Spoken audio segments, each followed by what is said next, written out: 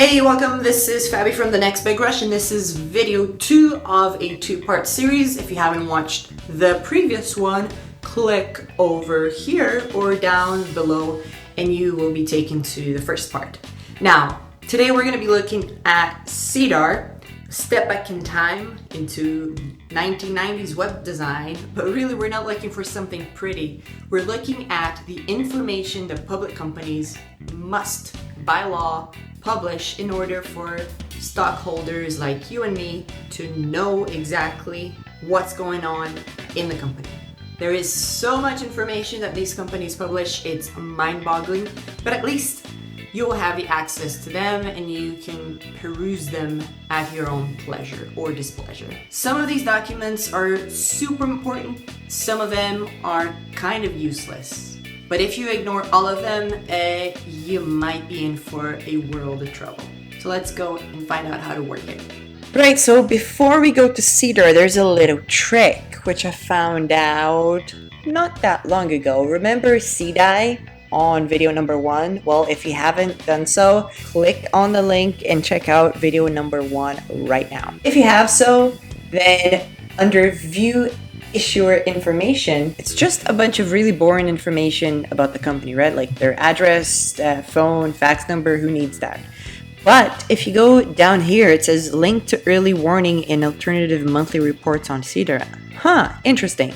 Well, if you click on here, kaboom, you have SEDAR in all its glory.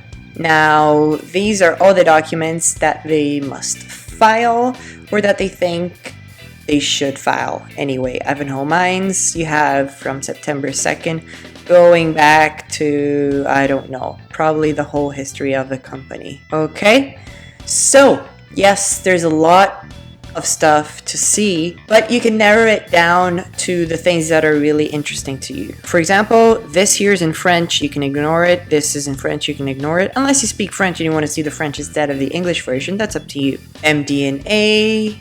Let's see what this is. And here they have their terms of use that nobody ever reads, and just scroll down. Not even the copyright is updated here, but we'll let that go, SEDAR. We'll let it go. Accept.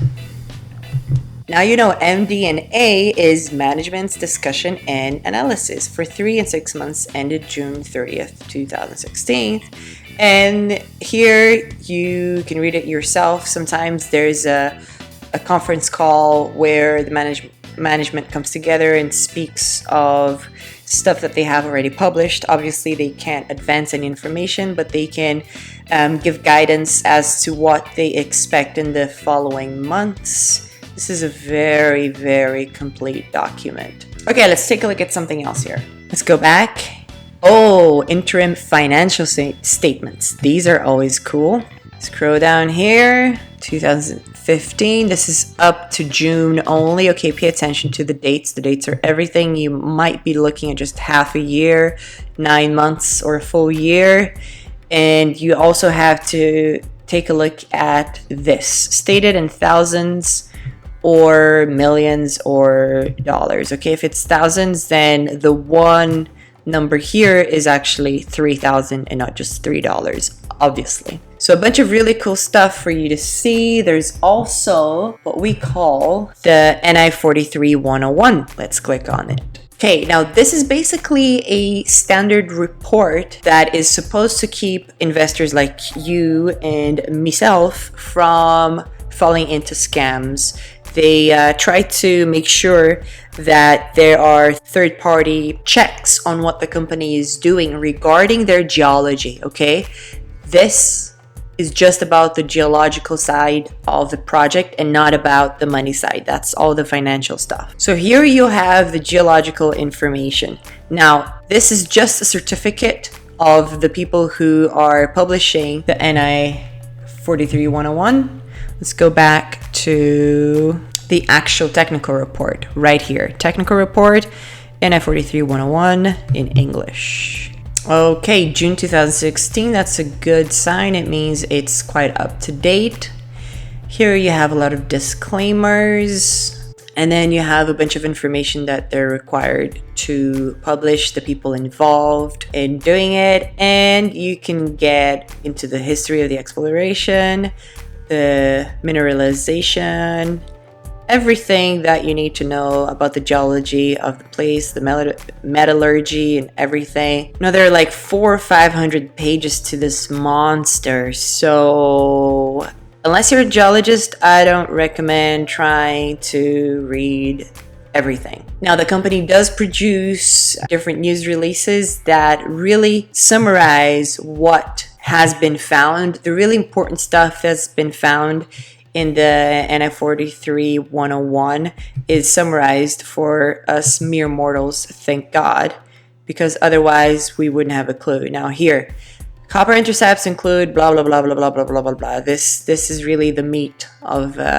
what they're trying to publish. So they always come out either on their website or on SEDAR. Well, they have to do it on SEDAR, but they always publish a summarized version of what they found. Otherwise, only people who are willing to read 500 pages of reports would really know what's going on.